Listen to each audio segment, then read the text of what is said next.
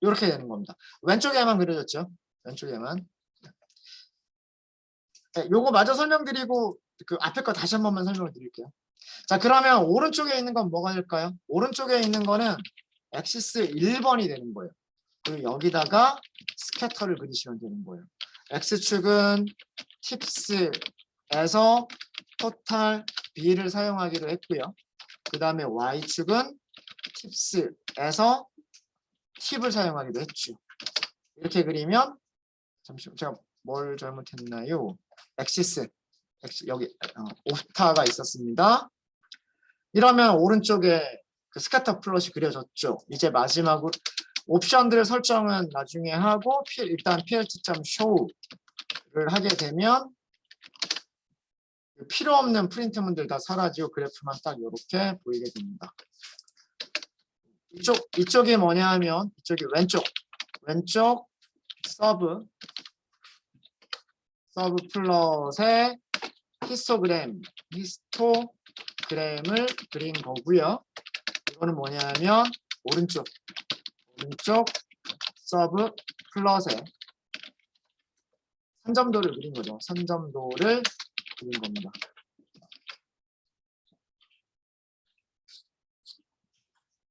네. 다시 한번 설명드리도록 하겠습니다. 아까 녹화를 안 하고 있었던 것 때문에. 첫 번째 방법에서는 처음에 피겨를 먼저 생성을 했습니다. 그 변수 이름이 피겨고요. 서브 플롯은 피겨에다가 서브 플롯을 추가를 하는 겁니다. 그래서 figure.add 서브 플롯, figure.add 서브 플롯. 서브 플롯이 두 개가 필요하면 피겨에서 add 서브 플롯이라고 하는 거를 2번 호출해 주시면 되고요. 피겨가 만약에 4개가 필요하다 그러면 피겨에다가 add 서브 플롯이라고 하는 메서드를 4번 호출해 주시면 돼요. 그리고 뒤에 나와 있는 숫자들은 순서대로 로우의 개수, 컬럼의 개수, 그 다음에 위치입니다. 여기서는 위치가 1, 2, 3, 4로 시작을 합니다. 1, 2, 3, 4. 그래서 각각의 서브 플롯을 이렇게 변수를 주는 거예요. 1번, 2번 이렇게 변수를 주게 되면 그 첫 번째 서브 플롯, 이게 첫 번째 서브 플롯이죠. 거기에다가 원하는 그래프 찾아서 그려주시면 되고요. 두 번째 서브 플롯에다가 원하는 그래프 찾아서 그려주시면 됩니다. 옵션도 마찬가지로요. 첫 번째 서브 플롯에 필요한 옵션들을 설정하시면 되고요. 두 번째 서브 플롯에 필요한 옵션들을 설정하시면 됩니다. 그리고 이제 마지막으로 pyplot.show를 하시면 되는 거고요. 요 부분은 뭐 때문이었었냐면 서브 플롯들 간에 그 가로의 그 뭐라고 해야 되죠? 그 간격 가로 간격을 늘려주기 위해서 요 코드를 넣었던 거고요. 그래서 여기는 여기가 늘어나는 요 간격이 늘어나는 거를 보실 수가 있으십니다. 그렇고요. 아래쪽에서는 어떻게 했냐면 이번에는 피겨를 생성하는 것과 서브 플롯 추가를 동시에 한 거예요. 이 서브 플롯라고 하는 함수는 파이플롯이 가지고 있는 서브 플롯라고 하는 함수는요. 피겨 생성과 서브 플롯 추가를 한꺼번에 해주는 함수예요. 한꺼번에 해주기 때문에 얘가 리턴하는 거는 두 가지를 리턴을 해줍니다. 첫 번째가 피겨 객체를 리턴을 해주고요. 두 번째는 서브 플롯이 될 수도 있고 서브 플롯들의 배열이 될 수도 있습니다. 로우의 개수와 컬럼의 개수가 둘 다 한 개이면 그러면 서브 플롯이 한 개밖에 없는 거잖아요. 그때는 여기가 그냥 서브 플롯 한 개예요. 배열이 아니고 서브 플롯 한 개예요. 우리가 그걸 위에서 했었잖아요. 전 시간에 했었던 내용이에요. 근데 로우의 개수가 한 개 이상이거나 또는 컬럼의 개수가 한 개 이상이면 그럴 때에는 여기가 뭐가 된다? 배열이 됩니다. 배열이면 인덱스를 어떻게 사용을 하셔야 돼요? 배열에서 인덱스를 사용하시는 방법을 사용을 하셔야 돼요. 그래서 순서대로 여기가 인덱스 0번 서브 플롯, 그리고 여기가 인덱스 1번 서브 플롯이 되는 거예요. 그래서 우리가 그래프를 어디다 그렸냐면 인덱스 0번에는 히스토그램을 그렸고 인덱스 1번에는 스캐터 플롯을 그렸던 겁니다.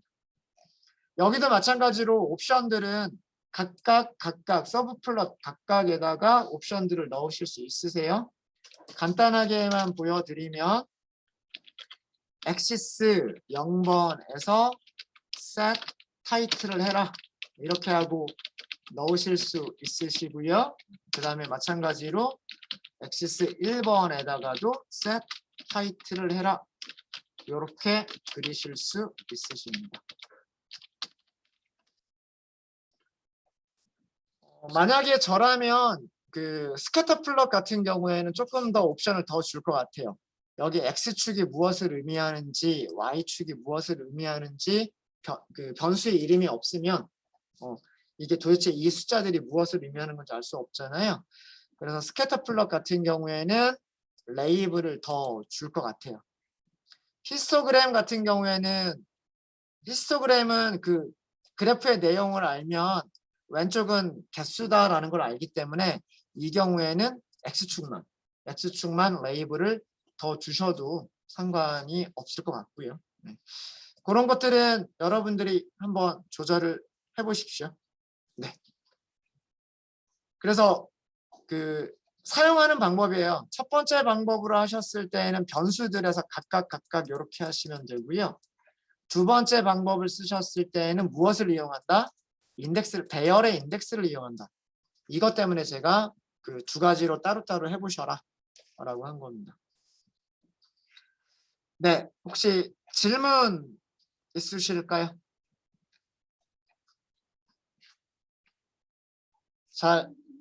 네. 아니요? 네.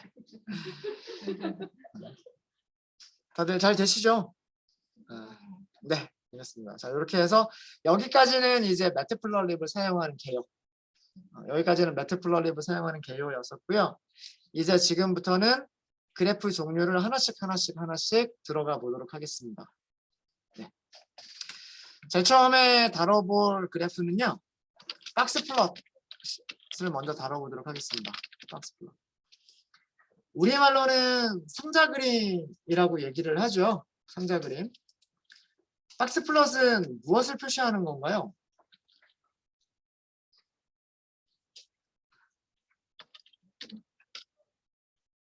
카테고리 변수를 박스 플롯으로 그릴 수 있나요? 없어요. 네. 숫자 타입 변수들의 숫자 타입 컬럼들의 변수의 기술 통계량을 보여주는 그래프, 시각화해주는 그런 그래프가 박스 플롯입니다.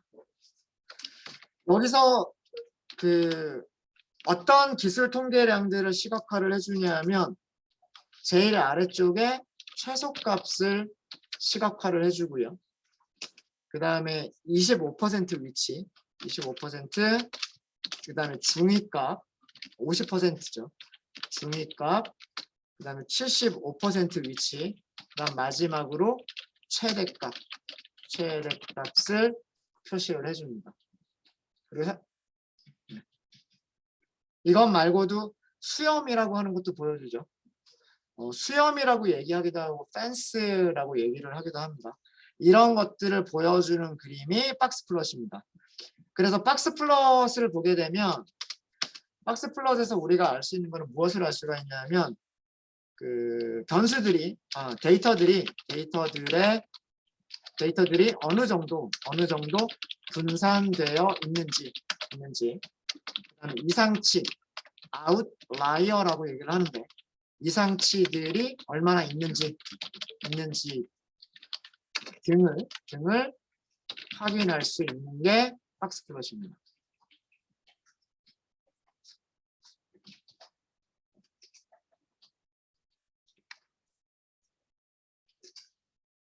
박스 플롯을 그리실 때는 함수 이름만 딱 찾으시면 되겠죠.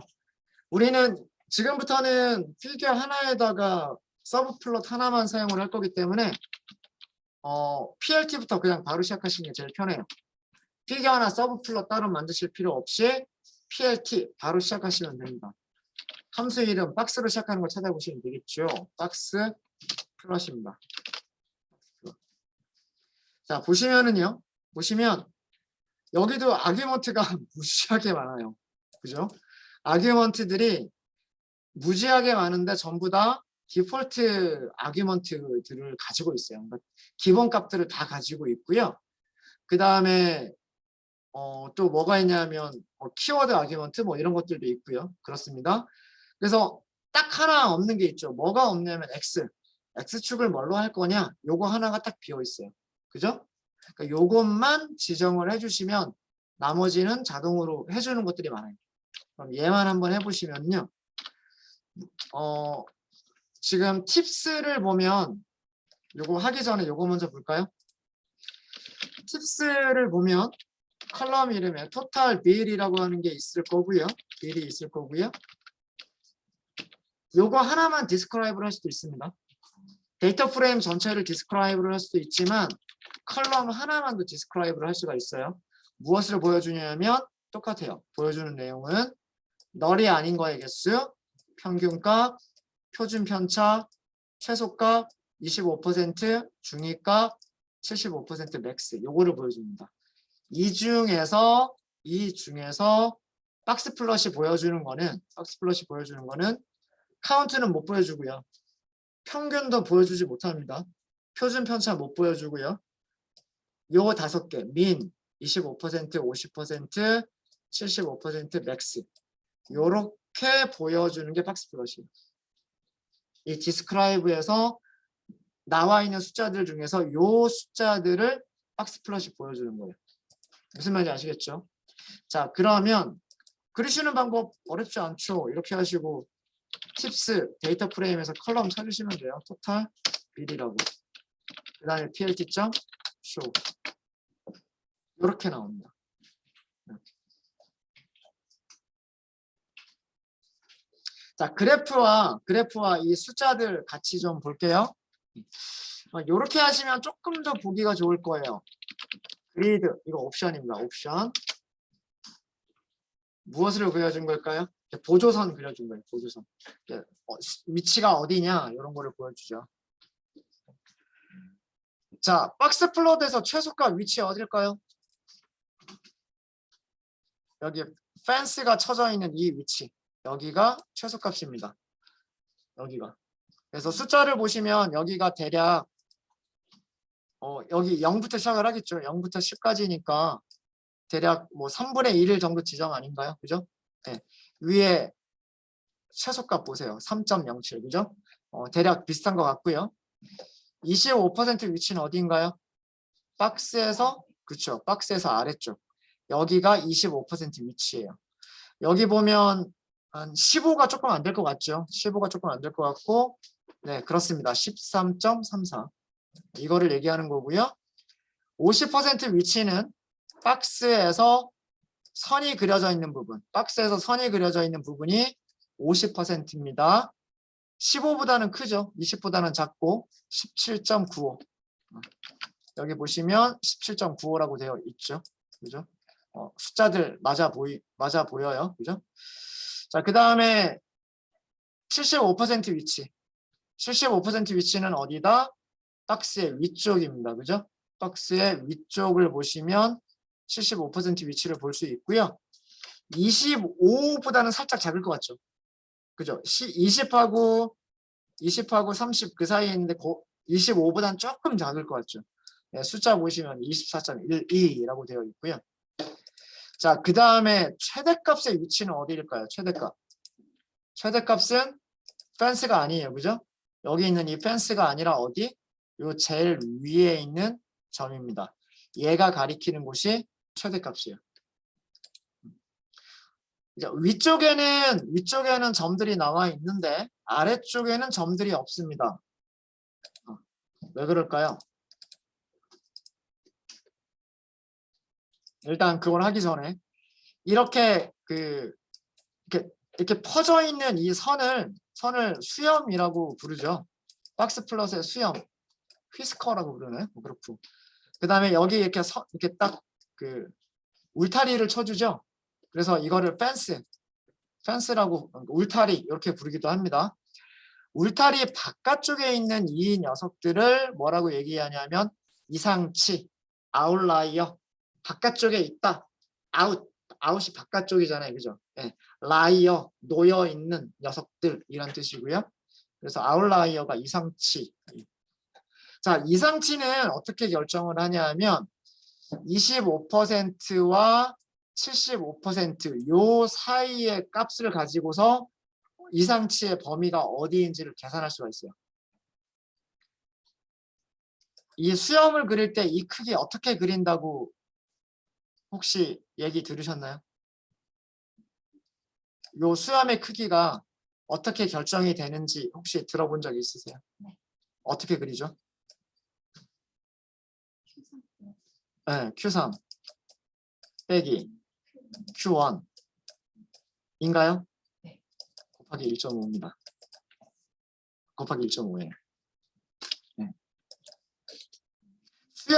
수염이 가질 수 있는 최대 길이는 third 쿼타일 빼기 first 쿼타일, 즉 75%에서 25%를 빼준 값에다가 곱하기 1.5를 합니다. 이게 수염이 가질 수 있는 최대 길이에요. 수염이 가질 수 있는 최대 길이고요.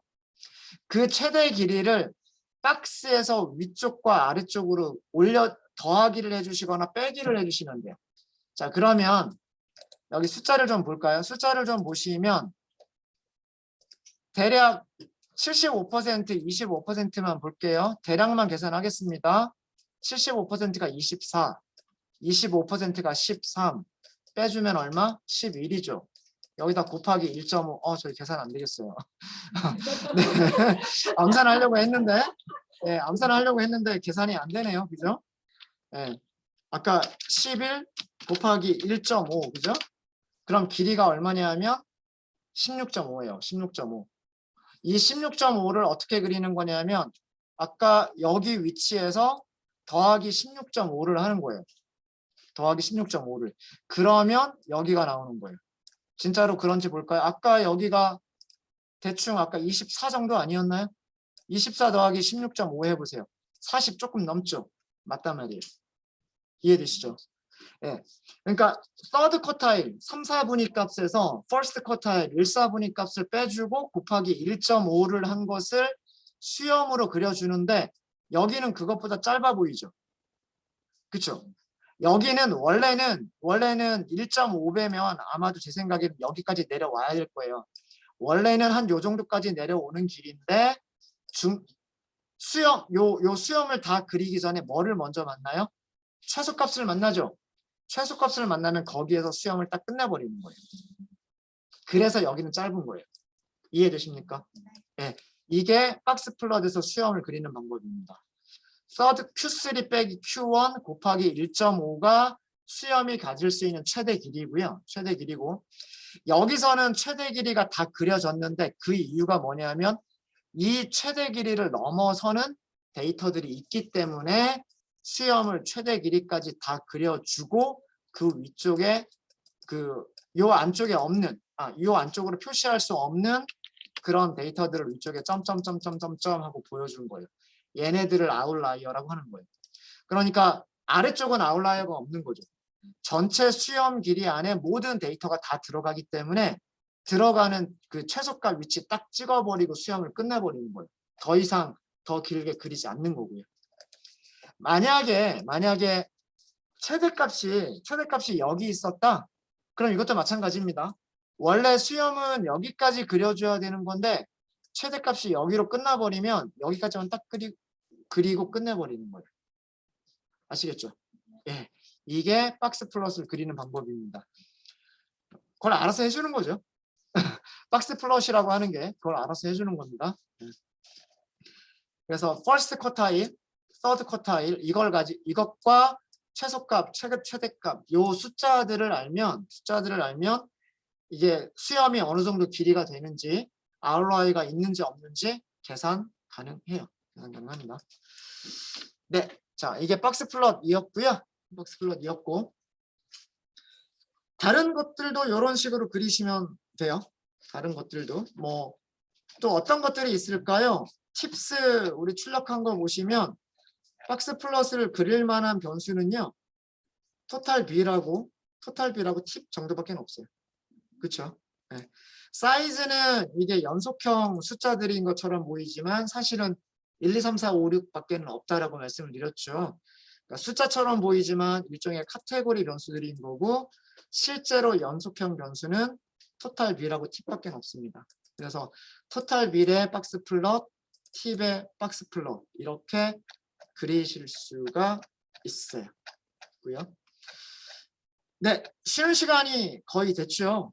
쉬는 시간이 거의 됐고 쉬는 시간 동안에 여러분들이 무엇을 해보시냐면 한 개의 서브 플롯 안에 그러니까 서브 플롯을 여러 개 만들지 마세요.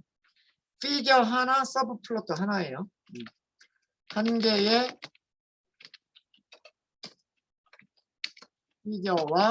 피겨와 서브 플롯 안에 박스 플롯 두 개를 동시에 그려주시는데 이게 의미가 있을지 없을지는 모르겠습니다만 토탈 단위 차이가 너무 많이 나서 토탈 B의 박스 플롯과 그 다음에 팁의 박스 플롯을 한꺼번에 그려보세요. 시각화해보세요. 네, 쉬는 시간이 됐습니다. 이거는 쉬는 시간 동안 여러분들이 한번 고민 한번 해보십시오.